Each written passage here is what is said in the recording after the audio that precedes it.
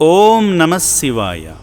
జనగామ నుండి వచ్చిన గాడిపల్లి సక్కుబాయి గారు మరియు ముష్రాబాద్ నుండి వచ్చిన అక్కలి లక్ష్మి గారు శ్రీ పుణ్యలింగేశ్వర స్వామిని మనసారా దర్శించుకొని వారి వారి గోత్రనామాలతో అర్చనలు జరిపించుకున్నారు.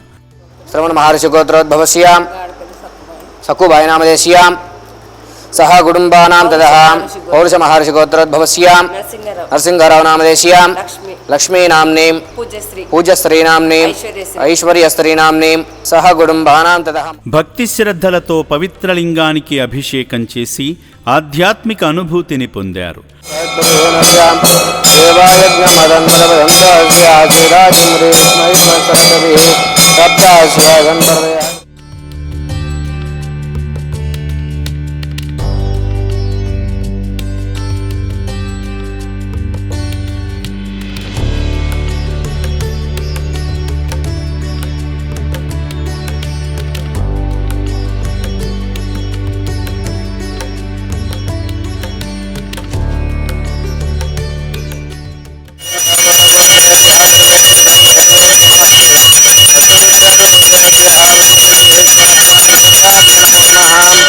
ఆనందకరపూర దివ్యమంగళ నీరాజనం దర్శయామి. పార్వతీపతయే హర హర మహాదేవ శంభో శంకర నమః శివార్పణమస్తు.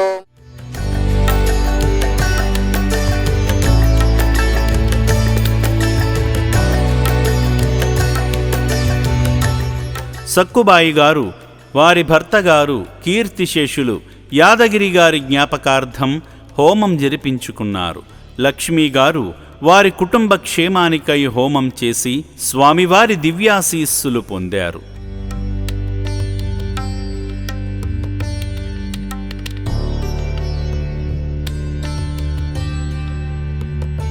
అనంతరం నూతన ఆలయ నిర్మాణానికి ఇటుకను అందించి పుణ్యఫలాలు దక్కించుకున్నారు.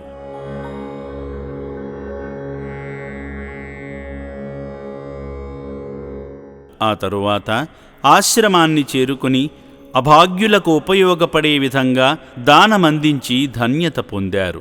వారిని వారి కుటుంబాలను శ్రీ పుణ్యలింగేశ్వర స్వామి చల్లగా చూడాలని మనసారా వేడుకుంటుంది అమ్మా నాన్న అనాథ ఆశ్రమం. నా పేరు గాడిపల్లి సక్కుబాయి అండి. మాది జనగామ.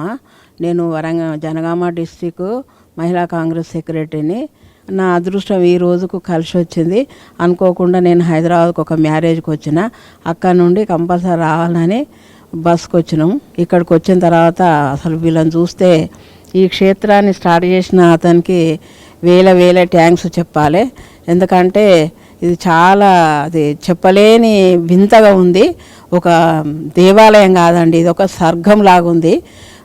చూడు, పేదలను, అనాథులను, మతి స్థిమితం లేని వాళ్ళను, అనారోగ్యంగా ఉన్న వాళ్ళను ఎంత మంచిగా హాస్పిటల్ పెట్టి ఎంత డెవలప్ చేస్తున్నారంటే ఆయన ఈ జన్మల దేవుడు కాకుండా పోయిన జన్మల దేవుడు అయ్యేపట్టుకని ఈ జన్మల సారుకు భగవంతుడు ఈ రూపంగా నువ్వు రుణం తీర్చుకో ప్రజలది అని పంపించినట్టుగా ఉన్నదండి.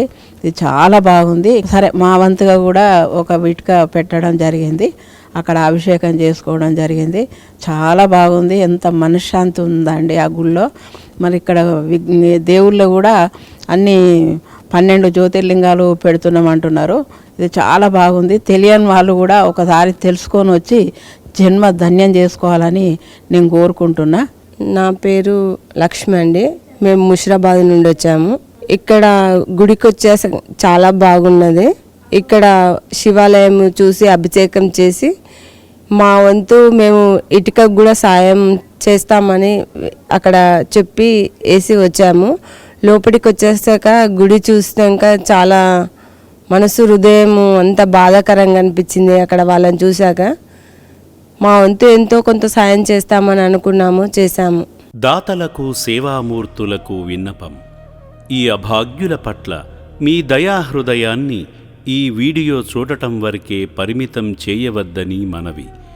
ఈ అనాథుల అన్నదానం కోసం విరాళాల రూపంలో అయినా, బియ్యము, పప్పు, కిరాణా రూపంలో అయినా సాయం చేస్తే పుణ్యం పొందినవారవుతారు.